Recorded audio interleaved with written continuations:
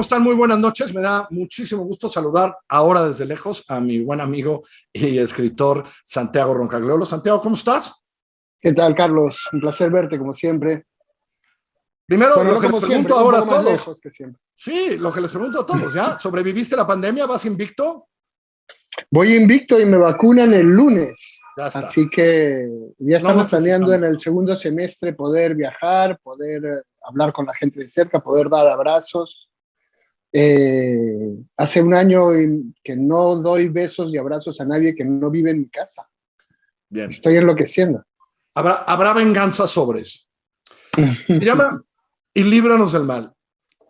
A ver, Santiago, déjame decir, porque tú sabes que he leído buena parte de lo que has escrito, y no es la primera vez que haces este retrato de la sociedad peruana, y hablaremos de cómo es muy latinoamericana, pero nunca habías hecho un retrato tan cabrón de esa sociedad. Habías llegado de otras maneras, etcétera, pero nunca habías hecho uno tan cabrón como este. ¿Me Bueno, lo equivoco? tomaré como un elogio. Sí, sí, Sí, sí, creo que sí, sí. Cuando digo tan cabrón, tan duro, tan cierto, tan, ¿no? ¿Me equivoco, Santiago? Bueno, es que esto tiene que ver con temas muy personales. Esta novela surge de casos que ocurrieron cerca de mi familia y de mis amigos. Entonces, a partir de ellos y de pequeñas cosas que me iban contando, me impresionaba cómo pueden ocurrir cosas terribles y horrorosas sin que nadie hable de ello en la clase social, en los medios de comunicación, en toda la sociedad, ¿no? Cómo se puede generar un silencio cómplice de cosas brutales. Y cuando hay un silencio tienes que romperlo. De eso se tratan los libros, de hablar de las cosas de las que no queremos hablar. Así que sentí que ahí había una historia pugnando por salir.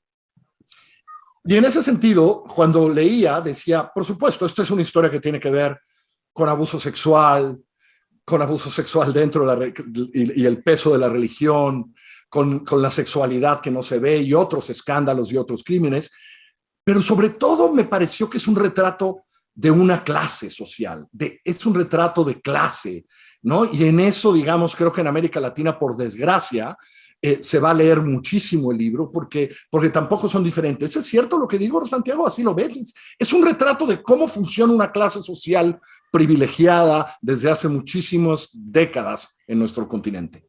Es que tanto en el Perú como en muchos países de América Latina, las clases altas, como son muy desiguales, ya viven segregadas del resto, sintiendo que el resto los amenaza, ¿no? Poniendo muros en sus casas, poniendo a sus hijos en colegios especiales, viviendo en barrios diferentes que los demás. Entonces las clases muchas veces son ya una secta grande y católica.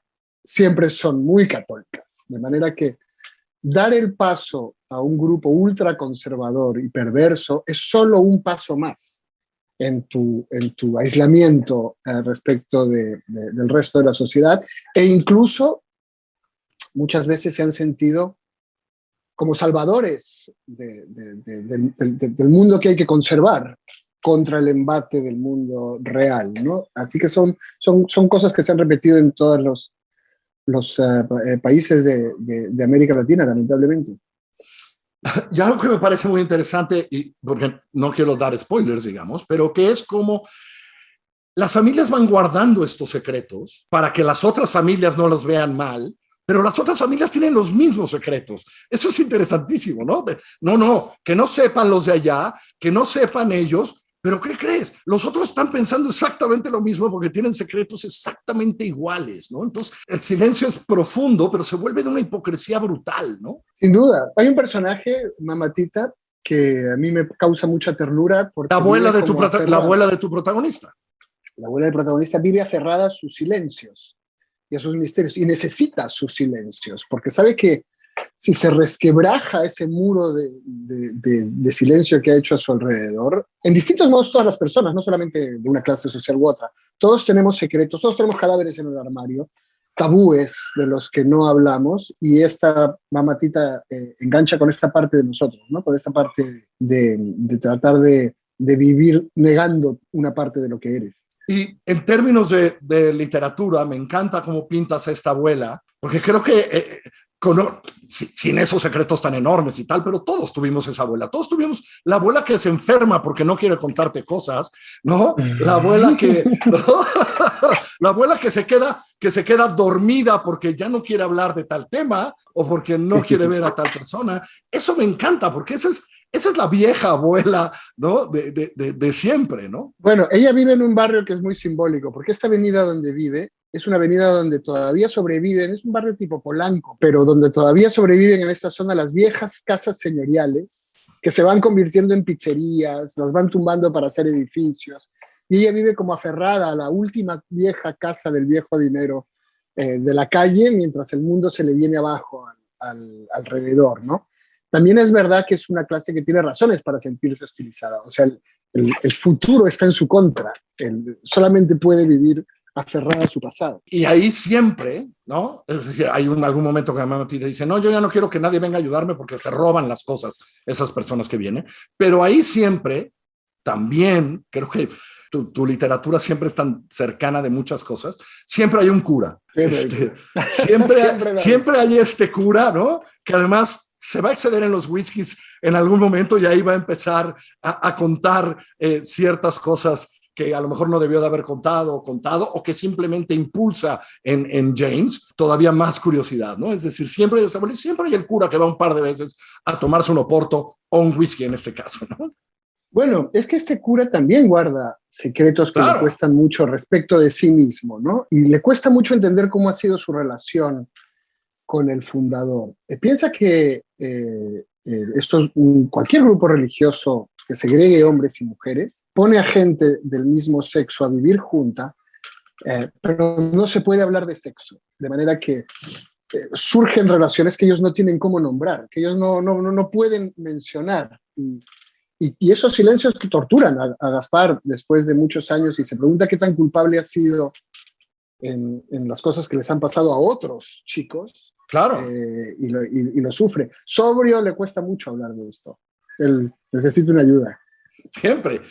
Y luego quiero hablar un poco del protagonista, ¿no? Este protagonista que va ahí por una razón que rara, pero que acaba descubriéndolo todo porque un día regresa a Lima después de una llamada a su padre, un día que están comiendo o tal, acaba en Lima a descubrirlo todo. Y él va mirándolo todo, ¿no? Y le cuesta trabajo porque nadie quiere hablar. Me gusta ese trabajo casi accidental porque, accidentalmente le pasan muchas cosas y descubre muchas cosas, ¿no?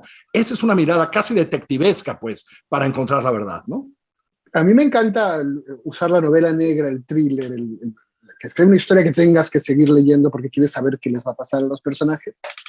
Pero no quería una investigación de un policía frío que viene a hacer su trabajo. Quería a alguien a quien le cambie la vida, ¿no? Que lo que está investigando es quién es él mismo y lo que va a descubrir cambia cómo él se entiende a sí mismo y a su familia. Y que le duele, ¿no, Santiago? Que le causa dolor. Duele, pero viene está inspirado por un chico al que no busqué, pero que existe en la realidad. Uno de los peores depredadores sexuales que yo supe en el Perú escapó y tuvo un hijo. Yo no podía dejar de preguntarme, ¿y este hijo sabe lo que ocurrió? ¿Ha vuelto al Perú? ¿Le han dado una explicación o se ha guardado todo en el silencio? No lo sé y tampoco es cuestión de ir a torturar al hijo. No puede decir dónde el hijo espero que él tenga la mejor vida posible, quiero decir. Claro. Pero creo que la literatura empieza ahí donde ya no puedes preguntar. Empieza ahí donde solamente para llegar a ciertas historias solo tienes la imaginación, solo tienes tu intuición de lo que son las personas. Y es ahí donde a mí me interesa explorar, ¿no? Donde el periodismo ya no puede llegar porque no hay fuentes. Y lo otro que exploraste, Santiago, fue la dureza, el morbo, la bestialidad que es el abuso sexual, ¿no? Y la explotación y todo eso, ¿no? Esa fue otra exploración que tuviste que dar. A ver, lo hemos leído tanto, los últimos 20, 30 años han sido en América Latina y en otras partes del mundo, en Estados Unidos, de tal tamaño, pero también tuviste que contar eso. Y eso no debe ser fácil escribir tampoco cuando llegas ahí, ¿no? Yo había leído mucho sobre las víctimas, me faltaba saber cómo eran los victimarios, que es la parte que nadie te va a contar. Y sin embargo, ¿cómo se llega a esta situación? ¿Cómo es que gente que fue devota, inocente y buena se convierten en monstruos? Era lo que era para mí la gran pregunta y creo que es la que el lector enfrenta durante la lectura, ¿no? tiene mucho que ver con el poder que te da para una persona ser el que habla en nombre de Dios. Cuando tú crees que hay otra persona que habla en nombre de Dios, le estás dando sobre ti un poder gigantesco. Si no es la persona correcta, te va a hacer mucho daño, ¿no? Porque al final el abuso es el daño que te hace alguien que dice que te quiere. Y eso es lo más escalofriante. Y esa parte de la relación ¿no? de afecto está en el libro es durísima. En toda América Latina, cuando han salido estos escándalos, Santiago, el poder de la Iglesia Católica y las clases pudientes es fuerte. Y en muchos casos, hace muchos años me tocó trabajar en un canal de televisión que destruyeron por las primeras denuncias del padre Maciel. Es duro. Es un libro que va a causar toda esa polémica también, ¿no? Habrá quien diga, no lean esto.